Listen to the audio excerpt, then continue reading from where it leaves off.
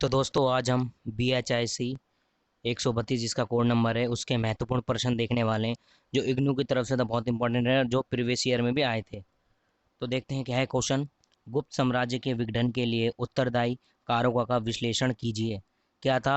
गुप्त साम्राज्य कैसे विघटन हुआ, क्या उसका पतन हुआ, कैसे हुआ था उसका पतन, उसके हमें कारक बताने हैं। तो क्या था? गुप्त साम्राज्य जिसे चौथी और चौथी से छठी शताब्दी के बीच भारतीय इतिहास के महत्वपूर्ण स्थान प्राप्त हुआ था, जिसे साम्राज्य के विघटन के पीछे कई कारक हुए। तो कौन था ये गुप्त साम्राज्य जिसको सोने की चिड़िया काल कहा जाता था, जिसमें भारत बहुत मजबूत हुआ था? तो ये उसी काल की बात हो रही है। तो क्या था इसके कारक विघटन होने के, कैसे इसका पतन हुआ था? आर्थिक,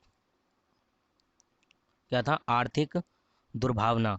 क्या था? गुप्त साम्राज्य के अंतिम दिनों में आर्थिक दुर्भावना उभरी, जिसके कारण राज्य की अर्थव्यवस्था मजबूत नहीं रही। बढ़ती खर्च और कमजोरी कृषि उत्पादन का, राजसत्ता कमजोर हो गया। क्या हो गया था? बढ़ता खर्च हो रहा था और कृषि में भी इसका उत्पादन सही नहीं हो रहा था, इसलिए क्या हो गया? विघटन का कारण बना ये। और क्या था कारण? ये एक कारण नहीं थे, इसके बहुत अनेक कारण थे जिसके कारण गुप्त साम्राज्य का ना विघटन हुआ। तो क्या था? आक्रमणकारी शासन।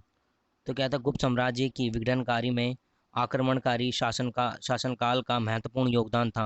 हूणों, वक्टकों और पल्लवों जैसे प्रभावशाली शासक ने गुप्त साम्राज्य की सीमाएं घेर ली और इसका सत्ता को दबाया। कौन कौन से राजा? हूणों और वक्टकों और पल्लवों ने इनका क्या कर दिया? इस पर आक्रमण कर दिया, चारों तरफ से गुप्त साम्राज्य को घेर लिया था। तो और क्या था कारण इसके?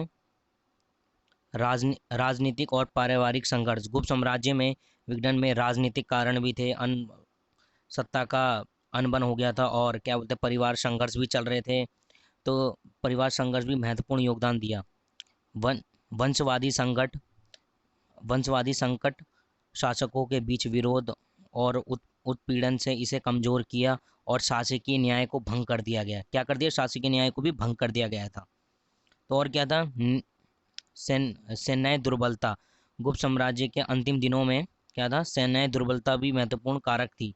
सेना कमजोर हो गई थी, शासकों के पास पहले की तुलना में कम सेना थे, जिसकी शक्ति विदेशी आक्रमणों को लड़ने की क्षमता नहीं हो पाई, जिससे वह कमजोर भी हो गया था। तो ये था कुछ कारण। इन्हीं कारकों का संयोग से गुप्त साम्राज्य का अंत आया। यह अंत अकेले किसी एक कारण के कारण नहीं हुआ, बल्कि एक संयोगित प्रक्रिया के परिणाम स्वरूप था। गुप्त साम्राज्य के विघटन से भारतीय इतिहास के नए शासनकाल की शुरुआत हुई, जब वह विभिन्न शासनकालों के ने उभर पाई। क्या गया? तो गुप्त साम्राज्य के बाद बहुत अनेक शासन आए, हमें देखने को मिलते हैं। ये एक कारण नहीं था जिसको सिर्फ पतन होने का गुप्त साम्राज्य में, वो अनेक कारण थे।